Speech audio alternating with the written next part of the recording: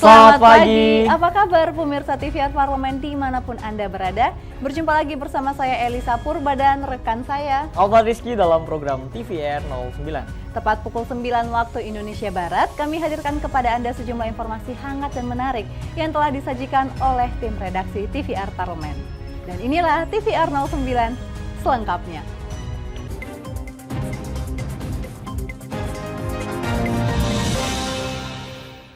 Pemirsa, berita pertama dari Komisi 6 DPR RI yang didampingi Wakil Menteri Perdagangan Jerry Sambuaga dan Wali Kota Bogor Bima Arya beserta jajarannya melakukan peninjauan pasar untuk menghindari kekosongan stok bahan pokok di bulan Ramadan. Harga bahan pokok mengalami kenaikan yang wajar dibandingkan kenaikan harga minyak goreng yang masih menjadi perhatian, sehingga harus ada penertiban di kalangan distributor. Komisi 6 DPR RI didampingi Wakil Menteri Perdagangan Jerry Sambuaga dan Wali Kota Bogor Bima Arya beserta jajaran melakukan peninjauan pasar untuk menghindari kekosongan stok bahan pokok di bulan Ramadan. Ditemui saat meninjau stok serta harga bahan pokok di Pasar Surya Kencana, Kota Bogor, Wakil Ketua Komisi 6 DPR RI Sarmuji mengatakan harga bahan pokok mengalami kenaikan yang wajar dibandingkan kenaikan harga minyak goreng yang masih menjadi perhatian. Khusus minyak goreng tentu harus ada penertiban terutama di kalangan distributor karena harga yang ditetapkan pemerintah ternyata di pasar melebihi dari yang ditetapkan tadi itu. Tentu kesalahannya bukan dari pedagang karena pedagang pasti membeli dengan harga yang sudah agak tinggi terus dijual dengan selisih, dia cari untung sedikit. Yang perlu ditertibkan adalah distributornya. Wakil Menteri Perdagangan Jerry Sambuaga memastikan harga dan ketersediaan stok aman. Menurut Jerry, ada beberapa temuan dari harga minyak curah dengan selisih harga yang berbeda. Untuk minyak curah, tadi kami pantau juga bersama dengan Pak Wali Kota dan pimpinan Komisi 6 dan anggota, terlihat ada memang beberapa yang harga masih relatif ada selisih harga yang mungkin kita akan coba jangkau, kita akan coba pastikan supaya kedepannya ini sesuai dengan HET 14.000 per liter dan 15.500 per kilo. Tadi ada beberapa yang 16.000 per kilo, ada yang mungkin 15.500 per kilo, ada yang mungkin di atasnya. Komisi 6 DPR RI bersama Kemendak berharap para distributor yang meraup keuntungan dapat ditertibkan agar harga penjualan tidak terlalu tinggi. Dari Bogor, Arif Naka, TVR Parlemen melaporkan. Pemirsa, Komisi 9 DPR RI menyoroti penyelenggaraan vaksinasi booster yang dinilai kurang optimal, mengingat permintaan vaksinasi booster meningkat jelang mudik Lebaran. Komisi 9 DPR RI menyoroti penyelenggaraan vaksin booster yang dinilai kurang optimal, mengingat permintaan vaksinasi booster meningkat jelang mudik Lebaran. Melalui rapat dengar pendapat dengan Kepala POM dan Kementerian Kesehatan di Gedung Nusantara 1 Komplek Parlemen belum lama ini, anggota Komisi 9 DPR RI Edi Wuryanto mempertanyakan penyelenggaraan vaksin booster yang dinilai tidak optimal. Dalam rapat tersebut, Edi mempertanyakan penyebab tersendatnya penyelenggaraan vaksin booster. Menurutnya, anggaran yang sedikit diduga menjadi penyebab ngadatnya penyelenggaraan vaksin booster di daerah. Menurut Edi, anggaran yang besar dari pemerintah pusat ke daerah untuk penyelenggaraan vaksin booster sangat dibutuhkan untuk optimalisasi pelaksanaan vaksin booster. Selain itu, koordinasi antar pemerintah pusat dan daerah juga kerap dikeluhkan oleh kepala daerah, sehingga mengganggu pelaksanaan vaksinasi booster yang menjadi syarat mudik dan penerbangan bagi perjalanan domestik. Lalu, apakah ini berhubungan dengan anggaran penyelenggaraan vaksin booster yang rendah? Anggarannya dari mana? Kalau ada anggaran yang besar dari pemerintah pusat kepada daerah, saya kira pemerintah daerah bisa lebih dioptimalkan. Saya sering mendengar para kepala daerah ini sudah mengalami kesulitan anggaran untuk menyelenggarakan vaksin booster. Saya mengapresiasi beberapa kebijakan, misalnya pemerintah pusat ketika mudik syaratnya harus vaksin booster. Ini bagus. Panji Prabowo, TVR Parlemen melaporkan. Pemirsa, Komisi 4 menegaskan persoalan minyak goreng saat ini belum selesai. Untuk itu, regulasi minyak goreng perlu dibenahi. Beritanya sesaat lagi, tetap bersama kami di TVR 09.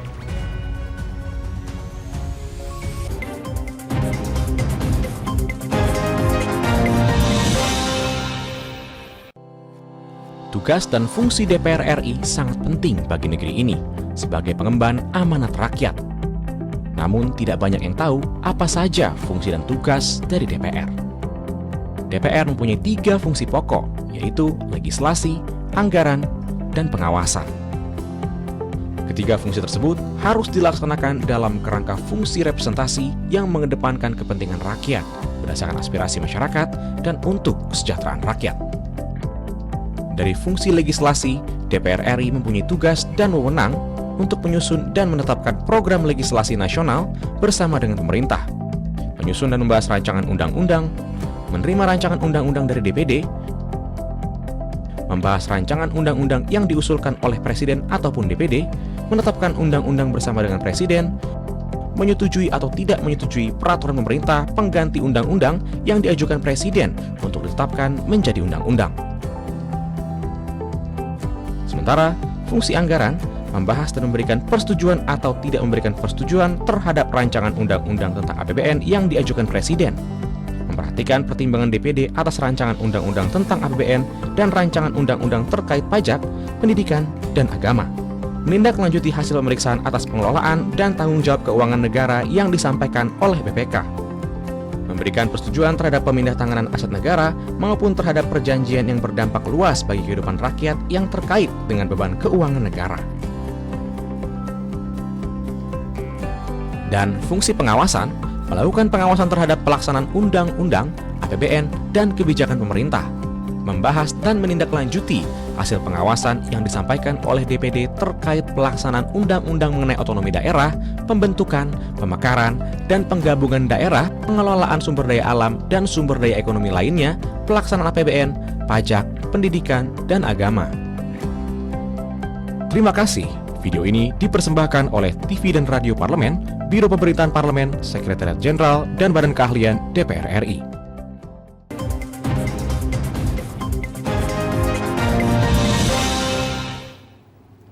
Kembali pemirsa di TVR 09, Ketua Komisi 4 DPR RI Sudin mengatakan kelangkaan minyak goreng yang telah melanda Indonesia sejak awal tahun 2022 lalu salah satunya diakibatkan regulasi yang belum dikaji secara matang oleh Kementerian Perdagangan.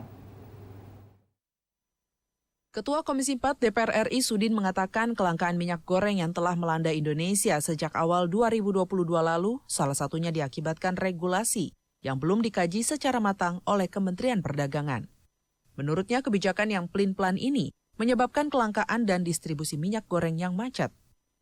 Hal tersebut disampaikan Sudin saat memimpin rapat dengar pendapat umum Komisi 4 DPR RI dengan Ketua Umum Asosiasi Minyak Makan Indonesia dan Ketua Gabungan Industri Minyak Nabati Indonesia di Gedung Nusantara Senayan, Jakarta. Sudin menyampaikan, regulasi tersebut menyebabkan para pedagang memilih untuk menahan penjualan minyak goreng dan menunggu regulasi pemerintah yang baru. Disparitas harga dan ulah agen nakal yang tidak memiliki NPWP juga disinyalir menjadi kendala macetnya distribusi minyak goreng ini. Mengeluarkan peraturan menteri yang mengatakan akan mensubsidi minyak goreng pada hari ini. Besoknya dicabut. Akibatnya kan pasar menunggu nih, gamang. Pedagang bicara, kalau saya beli 12.000, saya jual 11.000, saya rugi 1.000, lebih baik saya tahan. Karena nunggu pemerintah mengeluarkan regulasi yang baru lagi. Itu yang pertama. Yang kedua tadi, sekarang kan disparitas harga antara curah dengan premium, kan bedanya jauh sekali. Maka saya bilang, menghimbau, jangan gampang membuat keputusan kalau belum dikaji secara matang. Sudin mendesak pemerintah segera menindak agen nakal yang menyebabkan macetnya distribusi minyak, serta membatasi ruang gerak agen yang tidak memiliki NPWP. Arif Naka, TVR Parlemen, melaporkan. Kita beralih ke informasi selanjutnya pemirsa. Polemik impor bahan pangan yang jumlahnya terus meningkat setiap tahun menjadi suatu permasalahan kedaulatan pangan di Republik Indonesia. Menurut prognosa yang dikeluarkan oleh Kementerian Pertanian, ada beberapa komoditas strategis yang akan diimpor, diantaranya kedelai, daging sapi, gula, dan bawang putih. Polemik impor bahan pangan yang jumlahnya terus meningkat setiap tahun menjadi suatu permasalahan kedaulatan pangan di Republik Indonesia. Menurut prognosa yang dikeluarkan oleh Kementerian Pertanian, ada beberapa komoditas strategis yang akan diimpor, diantaranya kedelai, daging sapi, gula, dan bawang putih. Menyikapi hal tersebut, anggota Komisi 4 DPR RI Yohanis Franciscus Lema menegaskan, Indonesia tidak bisa terus-menerus berada dalam pusaran jerat ketergantungan impor yang jumlahnya dari tahun ke tahun semakin meningkat. Hal tersebut dikhawatirkan dapat mengganggu stabilitas kedaulatan pangan domestik dan juga kesejahteraan petani. Menurut Yohanis, penanganan surplus pangan tidak selalu harus dipenuhi melalui impor, karena hal tersebut tidak akan menyelesaikan masalah pemenuhan pangan jangka panjang. Saya tegaskan ulang, impor yang dari tahun ke tahun itu naik, itu menjadi persoalan besar buat Republik ini. Karena kalau impor terus-menerus naik, berarti ketergantungan kita pada pasar pangan global itu luar biasa. Untuk memenuhi surplus pangan itu melulu dipenuhi lewat importasi. Kalau ini yang dilakukan ini menurut saya kebijakan yang gila. Kenapa? Karena solusinya itu tambal sulam dan orientasinya sekedar jangka pendek. Yohanis Franciscus Lema berharap pemerintah dapat membuat regulasi dan kebijakan terkait pangan yang berpihak pada rakyat dengan memperhatikan kedaulatan pangan dan mengutamakan kesejahteraan petani. Raihan dan Teddy, TVR Parlemen, melaporkan. Badan Pengawas Obat dan Makanan memutuskan menghentikan sementara peredaran semua produk Kinder di Indonesia, salah satunya yaitu Kinder Joy, menyusul adanya temuan bakteri Salmonella di sejumlah negara dalam produk tersebut. Untuk itu, Komisi 9 DPR RI menilai keputusan tersebut sudah tepat. Badan Pengawas Obat dan Makanan memutuskan menghentikan sementara peredaran semua produk Kinder di Indonesia, salah satunya Kinder Joy, menyusul adanya temuan bakteri Salmonella di sejumlah negara dalam produk tersebut. Komisi 9 DPR RI menilai keputusan tersebut sudah tepat. Di Gedung Nusantara 1 DPR RI, Wakil Ketua Komisi 9 DPR RI Charles Honoris menilai, BPOM bertindak cepat dengan menghentikan peredaran produk Kinder Joy. Meski belum ditemukan adanya bakteri Salmonella dalam produk Kinder Joy yang beredar di Indonesia. Pasalnya, produk Kinder yang beredar di Indonesia tidak tertutup kemungkinan berasal dari pabrik atau tempat pembuatan yang sama dengan produk Kinder Joy di beberapa negara yang mengkonfirmasi adanya bakteri Salmonella. Komisi 9 DPR RI meminta BPOM terus memperbarui informasi terkait produk Kinder Joy yang beredar di Indonesia. Saya rasa langkah yang diambil sudah tepat ya, mengingat bahwa di beberapa negara Eropa produk yang sama juga sudah ditarik dari peredaran. Ini karena ditemukan adanya Salmonella di beberapa produk Kinder Joy, dan walaupun sampai saat ini belum ditemukan adanya Salmonella di Kinder Joy di Indonesia, namun karena pabrikannya sama, lokasi pembuatannya juga sama, maka saya rasa sudah tepat BPOM menarik sementara peredaran Kinder Joy dari pasar di Indonesia. Tentunya ini dilakukan sampai kapan? Ya sampai nantinya sudah dipastikan bahwa produk ini aman untuk dikonsumsi oleh masyarakat. Penghentian peredaran produk Kinder Joy juga dilakukan BPOM sambil melakukan random sampling dan pengujian di seluruh Indonesia terhadap produk Kinder yang terdaftar di BPOM. Panji Prabowo, TVR Parlemen melaporkan. Itu tadi 5 berita pilihan dari redaksi TVR Parlemen. Berikutnya akan kami hadirkan kepada Anda liputan mendalam khas redaksi TVR Parlemen yang mengulas tentang kesiapan mudik Lebaran. Dan informasinya sesaat lagi pemirsa, tetap di TVR 09.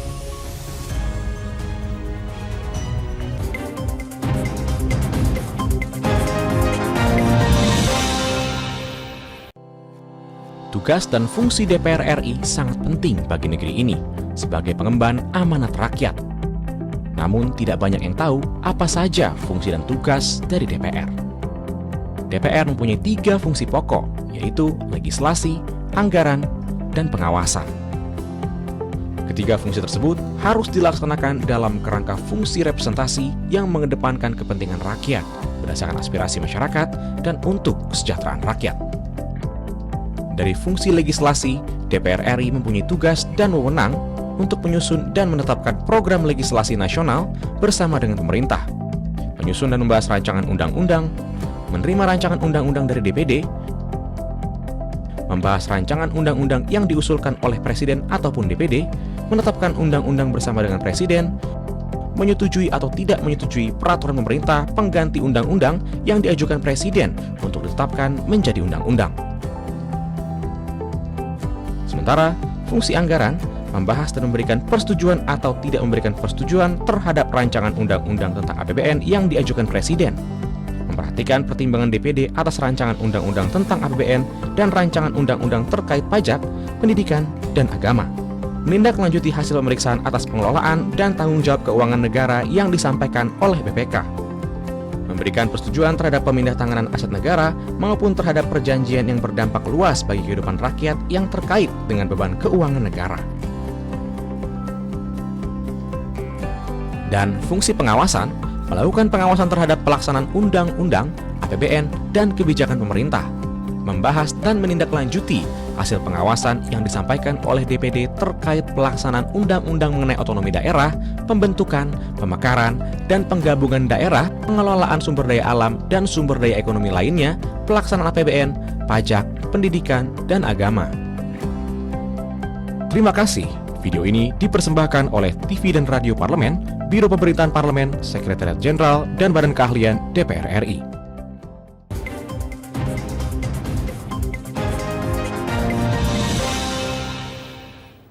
Kembali di TVR 09. Membludaknya jumlah masyarakat Indonesia yang akan mudik mungkin saja terjadi pemirsa, karena momen mudik ini sempat hilang 2 tahun belakangan akibat pandemi COVID-19. Dan Ketua Komisi 5 DPR RI Lazarus menegaskan kesiapan infrastruktur darat menjadi fokus dalam mudik lebaran kali ini.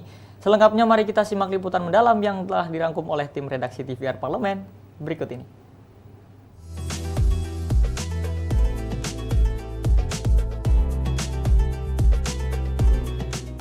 Presiden Joko Widodo memperbolehkan masyarakat untuk melakukan mudik lebaran tahun ini.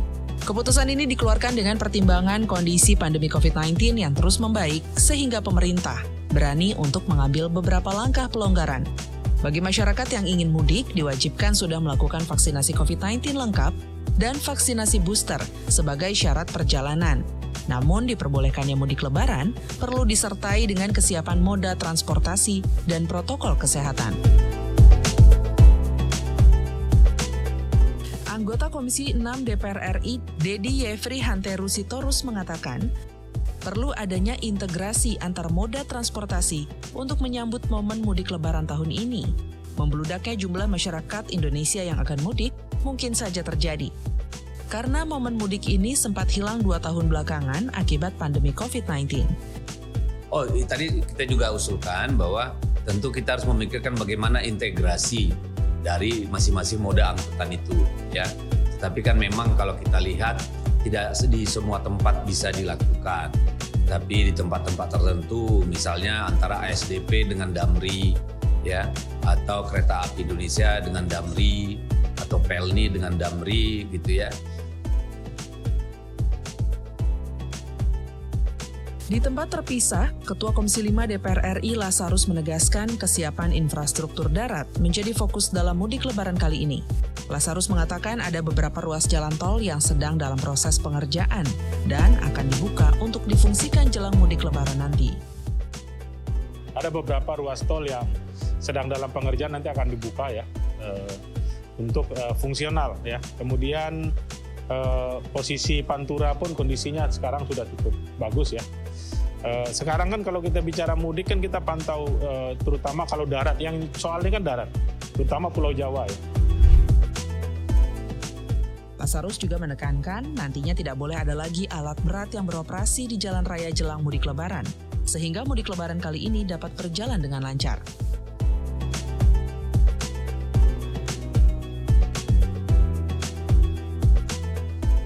Komisi 5 DPR RI baru-baru ini juga melakukan kunjungan spesifik ke Solo dalam rangka memantau kesiapan sarana dan prasarana mudik 2022. Anggota Komisi 5 DPR RI Novita Wijayanti mengatakan, sebagai salah satu moda transportasi yang menjadi primadona masyarakat, PT KAI diharapkan mampu meningkatkan kualitas dan kuantitas pelayanannya. Novita menegaskan antusias masyarakat terhadap kereta api diprediksi naik signifikan. PT KAI diminta untuk menyesuaikan jumlah gerbong dengan jumlah pemudik, terlebih tujuan Jawa Tengah dan Jawa Timur. Kita berharap kalau nanti memang kebutuhannya itu meningkat, karena tadi itu baru prediksi-prediksi, kita berkeinginan untuk gerbong-gerbongnya ditambahkan disesuaikan dengan kebutuhan masyarakat yang akan mudik. Tetapi juga kita juga tidak boleh kemudian prokes tidak dilaksanakan karena ini sangat penting.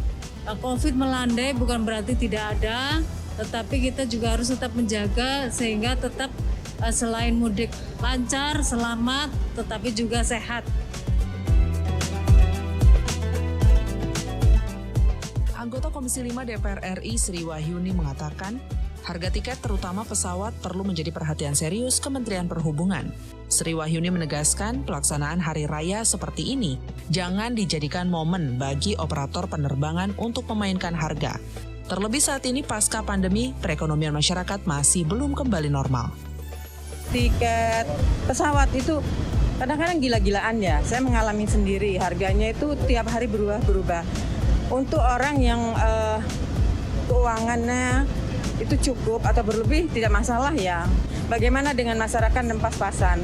Nah, ini menjadi perhatian dan itu kami tekankan banget supaya diperhatikan banget dan jangan main-mainkan harga seperti itu ya. DPR RI akan terus memantau persiapan dan pelaksanaan mudik lebaran tahun ini, mulai dari keberangkatan hingga arus balik. DPR RI berharap mudik tahun ini berjalan lancar dan tidak terjadi kemacetan parah yang dapat merugikan masyarakat. Tim Liputan TVR Parlemen melaporkan.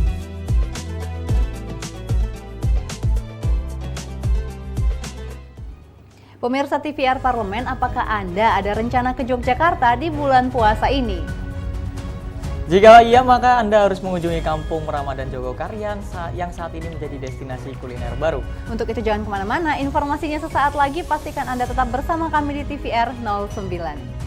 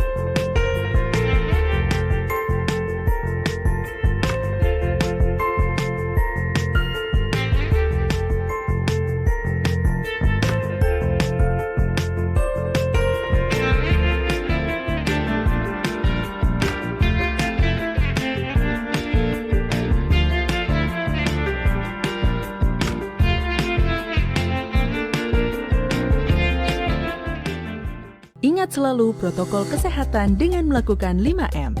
Memakai masker, mencuci tangan pakai sabun, menjaga jarak, menjauhi kerumunan, membatasi mobilisasi dan interaksi.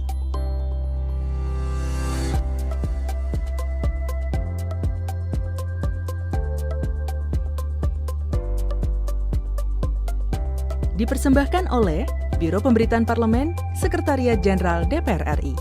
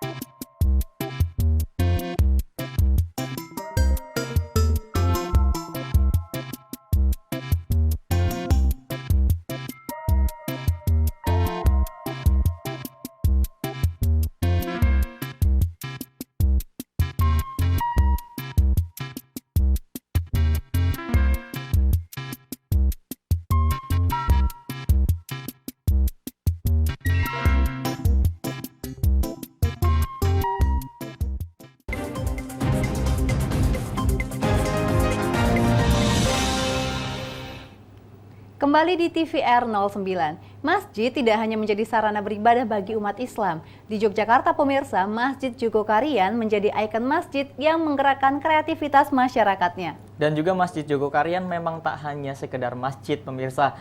Di bulan Ramadan ini, wilayah sekitar masjid berubah menjadi pusat ekonomi baru, wisata makan-makan bagi warga Jogja dan turis yang datang ke sana. Berikut ini liputan lengkapnya hanya untuk Anda.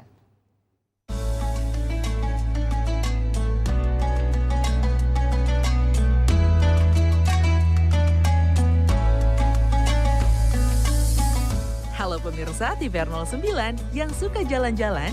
Jika pemirsa adalah warga Jogja atau sedang mengunjungi Jogja saat bulan Ramadan ini, maka pemirsa harus mencoba ngabuburit dengan mengunjungi Kampung Ramadan di Jogokarian. Ya, Kampung Ramadan Jogokarian terletak di sekitar Masjid Jogokarian, Kota Gudeg, Kota Yogyakarta. Wisatawan dan warga sering berkunjung di Pasar Kaget yang hanya ada selama bulan Ramadan ini saja loh. Pemirsa TVR Parlemen pasti lapar mata nih untuk berbuka puasa. Karena siapa yang nggak tahu kota Yogyakarta? Kota yang dikenal dengan kota 1000 aneka jajanan murah meriah. Di sini tersedia aneka jajanan dan takjil seperti aneka gorengan, sate pentul khas Palembang, cemilan pedas, aneka bubur, hingga aneka jajanan kue. Dan bagi Anda yang mencari makanan berat, di sini ada bakso paradi, ada ramen, dan ada sate-satean yang menggoda selera. Selain itu, ada juga nih yang segar-segar pemirsa, seperti es dawet, es teh khas Jogokarian, es campur, dan aneka minuman lainnya.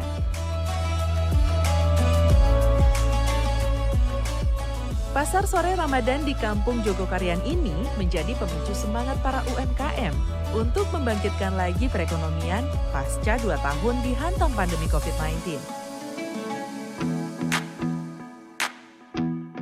Pasar Ramadan terletak di sepanjang jalan Masjid Jogokarian ini dikenal konsisten sebagai model pengelolaan masjid yang mampu membangkitkan ekonomi warga sekitar dan jaringan yang dibina oleh masjid.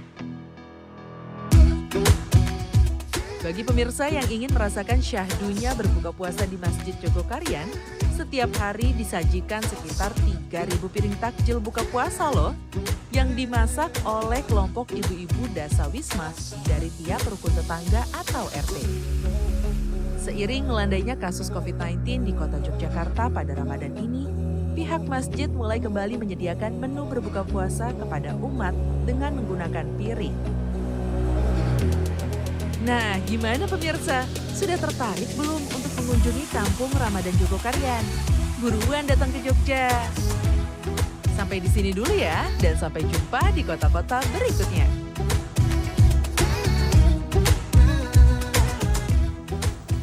Pemirsa, di penghujung acara kami informasikan kepada Anda bahwa DPR RI saat ini sedang memasuki masa reses. Masa reses merupakan momen bagi seluruh anggota Dewan kembali ke daerah pemilihan masing-masing, melaksanakan fungsi representasi DPR, menyerap dan menghimpun aspirasi masyarakat, serta menindaklanjuti dan memberikan pertanggungjawaban kepada konstituen di daerah pemilihannya. Namun pemirsa, Anda tetap dapat menyaksikan program khas TVR Parlemen serta sejumlah agenda dan program DPR RI lainnya yang juga dapat Anda saksikan secara langsung di TVR Parlemen melalui kanal-kanal utama, kemudian kanal-kanal komisi dan kanal alat kelengkapan dewan lain yang dapat Anda akses di tvr.dpr.go.id. Pemirsa TVR Parlemen, demikian TVR 9 edisi pagi ini. Kami ingatkan untuk Anda tetap waspada pada persebaran virus COVID-19, tetap jaga protokol kesehatan, apalagi bagi Anda yang sedang menjalankan ibadah puasa. Kami himbau juga untuk mengikuti vaksinasi booster COVID-19 yang kini disediakan pemerintah di berbagai lokasi yang terdekat dengan Anda tentunya pemirsa. Segenap kru TVR Parlemen yang bertugas mengucapkan terima kasih telah menyaksikan TVR 09 edisi pagi ini. Saya Elisa Purba dan rekan saya Alfat Rizky, sampai bertemu kembali di TVR 09 besok pagi. Sampai jumpa.